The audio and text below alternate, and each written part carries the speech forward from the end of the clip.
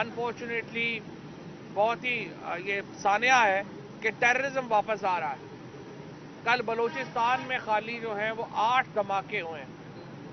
52% इजाफा हो चुका है इन 8 महीनों में टेररिज्म में, जो ऑपरेशन रिजीम चेंज के नतीजे में जो पाकिस्तान में सूरत हाल बनी है।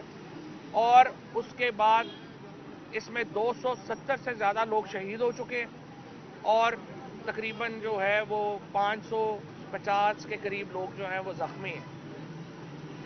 अनफॉर्चुनेटली हमने जो सिलसिला शुरू किया था, जहाँ पे हम प्राउडली कहते थे, फ़ख्र से कहते थे कि from terrorism to tourism Pakistan जो है उसका सफ़र तय किया है। 2021 में 2021 में पाकिस्तान CNN का टूरिज्म के और जो बड़े आपके पब्लिकेशंस हैं, मीडिया है, पाकिस्तान उन तमाम रसालों में नंबर 1 टूरिस्ट डेस्टिनेशन बन के उभर रहा था। आज दोबारा हम टेररिज्म की तरफ अनफॉर्चुनेटली चले गए हैं और मैंने आपको फिगर्स बताई जो यहाँ पे अभी तक लोगों की शहादतें हुई हैं।